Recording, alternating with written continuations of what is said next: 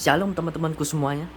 Namaku Jimmy dan kali ini aku mau membahas soal yang namanya peranan kita sebagai orang Kristen.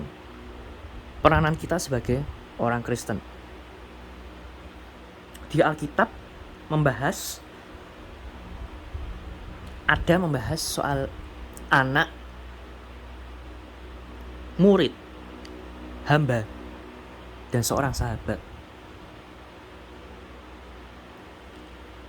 Kita percaya bahwa kita semua ini adalah anak-anaknya Tuhan. Karena kita sudah diselamatkan, kita sudah ditebus oleh Tuhan Yesus Kristus. Tapi kita juga sebagai seorang murid. Ya, muridnya Tuhan, pengikut Tuhan. Nah, dan kita juga bisa disebut sebagai hamba Allah. Seorang hamba. Namun yang terakhir, yang paling dekat komunikasinya pada Tuhan adalah seorang sahabat, menjadi seorang sahabat. Nah, peranan kita ini bukan sebuah tingkatan, tetapi peranan yang empat-empatnya ini kita harus miliki sekaligus. Karena apa? Karena kalau kita tidak punya 4 peranan ini sekaligus, hidup kita itu seperti mengkotak-kotakkan segala sesuatu. Fungsi diri kita sebagai seorang anak adalah kita menurut sama Bapa kita. Kita benar-benar dikasih yang enak-enak sama Bapa kita, Bapa di surga terutama. Ya. Ini aku jelaskan dalam gambaran luasnya ya, dalam gambaran singkatnya. Karena waktuku juga terbatas di sini. Jadi yang aku dapatkan adalah menjadi seorang anak Tuhan. Kita itu sudah memiliki semuanya, yaitu ke dalam anugerah Tuhan dan kasih karunia-Nya. Jadi hak sebagai seorang anak, kita minta apapun pasti diberi. Kalau kita meminta roti, nggak mungkin dikasih batu. Kalau kita meminta tuntunan, nggak mungkin dikasih ular. Kita minta, maka akan diberi. Itu hak anak. Cuman masalahnya, kita nggak bisa jadi anak terus. Ada waktu tertentu, kita juga harus menjadi seorang murid. Ciri-ciri seorang murid adalah duduk, diam, belajar dari Tuhan. Ciri-ciri utama dari seorang murid itu belajar dan tekun. Ya. Belajar contohnya ya, mendengarkan firman, mendengarkan khotbah, baca Alkitab, Bible study, dan lain sebagainya.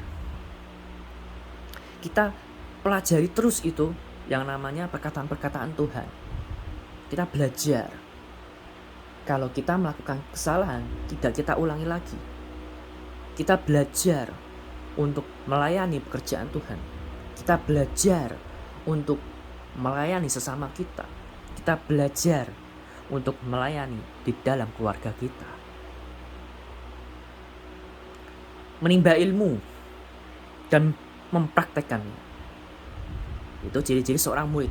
Fungsi kita sebagai seorang muridnya Tuhan. Tapi sewaktu-waktu kita nggak bisa jadi murid terus. Belajar terus. Tapi kita nggak melakukan benar-benar apa yang Tuhan mau. Dan seorang murid itu masih bisa membangkang. Anak lebih membangkang, murid ya masih bisa dikontrol lah, tapi tetap masih bisa membangkang. Nah, maka dari itu kita harus punya yang namanya peranan sebagai seorang hamba Tuhan. Hamba itu bahasa kasarnya budak lah. Budak itu pokoknya nurut lah sama majikan kita. Majikan kita ngomong A, ya kita harus taati A. Majikan kita ngomong B, ya kita harus turuti B.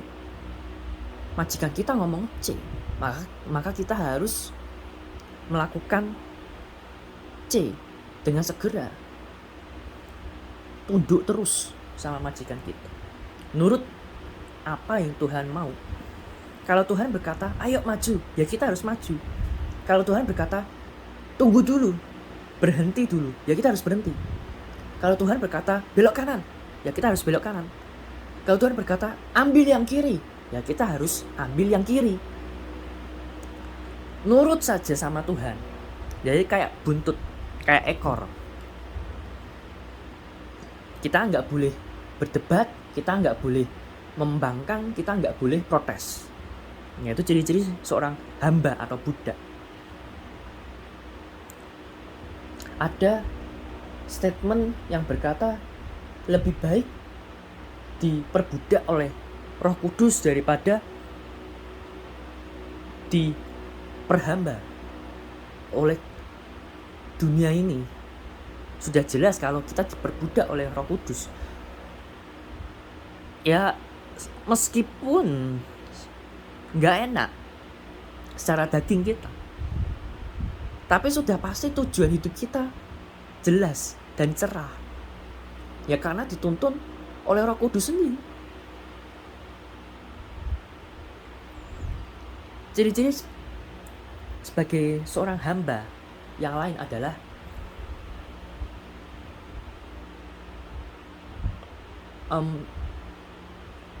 kalau kita melakukan dosa, kalau kita berbuat dosa, maka kita bisa diingatkan dosa itu. Tapi bukan berarti kita teringat dosa terus takut gitu, bukan. Kita tidak takut akan dosa, tetapi kita takut dengan hukumannya.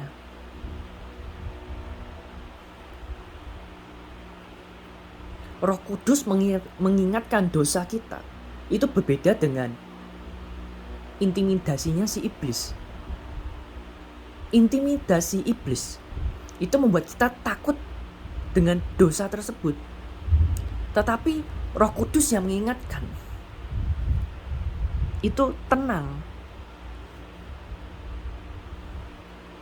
Karena kita bukan lagi takut akan dosa, tetapi takut akan hukumannya yang sudah pasti. Ya tahu sendirilah ya.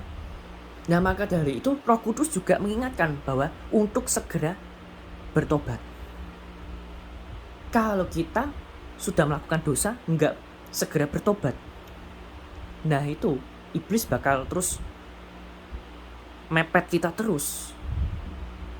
Dan kita jadi merasa bahwa diri kita salah, terus tenggelam dalam penyesalan sendiri. Dan kita jatuh, harga diri kita jatuh. Dan kita nggak bisa ngapa-ngapain lagi. Dan itu bahaya. Maka dari itu, menjadi seorang hamba yang memang tidak bisa luput dari dosa. Tapi ketika kita sudah pernah melakukan dosa, bahkan mikir dosa gitu, detik itu juga kita harus bertobat, kita harus berbalik kepada Tuhan. Kalau kita sudah berbalik, ya kita sudah dilepaskan. We feel free in Jesus' freedom. Kita merasa bebas di dalam kebebasannya Tuhan. Dan kita pasti merasa aman. Tapi ada juga satu waktu di mana kita bisa paham betul kalau Tuhan ngomong sedikit, Tuhan ini apa maksudnya. Kita paham. Kalau Tuhan ngomong banyak, kita paham. Kalau Tuhan diam pun kita paham. Yaitu peranan kita sebagai seorang sahabatnya Tuhan Yesus. Kita ngerti sampai ke kedalaman hatinya. Nah, di situ seorang hamba nggak tahu. Hamba itu cuman nurut tok. Tapi untuk mengerti keinginan majikannya yang paling dalam, nggak bisa tahu. Yang tahu cuman sahabat. Murid pun nggak tahu apa yang diinginkan oleh gurunya, nggak tahu. Seorang anak nggak bisa tahu hati bapaknya kalau kita tidak memposisikan diri sebagai seorang sahabatnya Tuhan Yesus Kristus. Karena seorang sahabat sudah pasti kenal luar dan dalam. Kita kenal hatinya Yesus itu seperti apa kalau kita memposisikan diri sebagai seorang sahabat.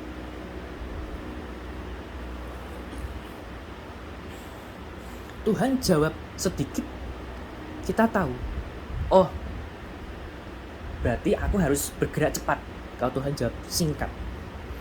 Tapi kalau Tuhan jawab panjang, itu artinya ya Tuhan sedang memberikan siraman rohani kepada kita. Dan kalaupun Tuhan gak menjawab, itu bukan berarti Tuhan jahat, tetapi ada maksud yang mulia untuk tujuan kehidupan kita. Tuhan diam pun kita tahu, oh Tuhan gak suka nih, oh Tuhan tidak mengizinkan nih, oh Tuhan gak ACC ini. Ya berarti cara berdoaku harus aku ubah. Jadi seperti itu ciri-ciri dari seorang sahabat. Ngerti sampai kedalaman hatinya Tuhan. Dan peranan sahabat ini yang paling sulit ya menurutku, dan paling mulia dari ketiga peranan tadi, sebagai anak, sebagai seorang murid, sebagai hamba. Menjadi seorang sahabat ini benar-benar lu tuh pokoknya ngejalani hidup lu itu ya mengalir bersama dengan Roh Kudus. Lu nggak ada yang namanya rasa khawatir apapun di dalam hidupmu. Meskipun kamu sakit, meskipun kamu sedang ada masalah, tapi kamu nggak pernah khawatir karena kamu sudah tahu bahwa Tuhan akan memberikan berkat yang bahkan lebih besar daripada masalahmu, daripada penyakitmu. Lu sudah ngerti, lu sudah tahu bahwa Tuhan bakal ngasih berkat yang segede gitu. Seorang hamba masih bisa mengeluh kalau ada masalah, kalau ditimpa sakit. Tapi seorang sahabat, meskipun dalam persoalan yang berat sekalipun, dia tahu bahwa Tuhan pasti akan memberkatinya. Contoh di Alkitab adalah Abraham. Abraham ini dinyatakan oleh Tuhan Yesus sendiri bahwa dia adalah sahabatku. Abraham ini benar-benar ngerti kehendaknya dan keinginan hatinya Tuhan Yesus. Ngerti banget. Makanya dia disebutkan sebagai seorang sahabat Allah.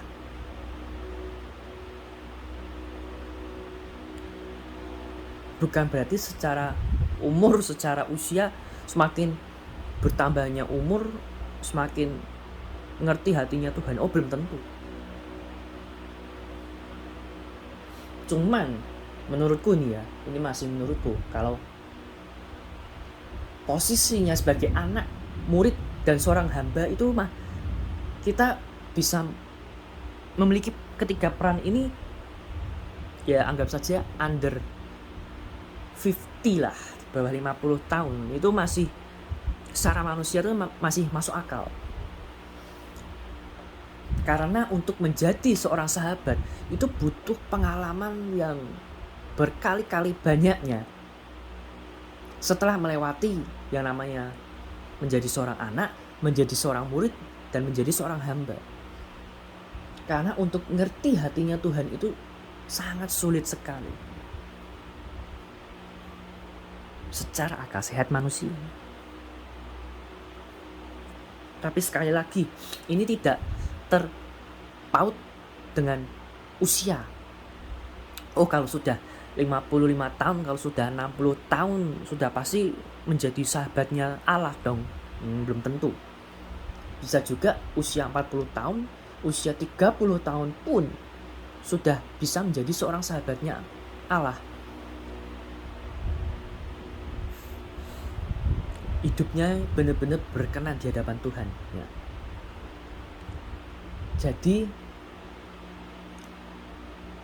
ada turut campur tangan Tuhan, ada turut campur karunia Tuhan yang diberikan kepada kita sendiri. Karena kita sendiri pun sebenarnya nggak mampu, apalagi untuk menjadi seorang anak. Tetapi disinilah peran Roh Kudus itu bermain. Kita hidup bersama dengan Roh Kudus. Kita dimampukan dalam segala hal. Untuk menjadi seorang anak, untuk menjadi seorang murid, untuk menjadi seorang hamba Tuhan. Dan nantinya kita bakal menjadi seorang sahabat. Karena kita dimampukan oleh Roh Kudus. Kalau jiwa kita sudah semakin sempurna dan serupa dengan Allah,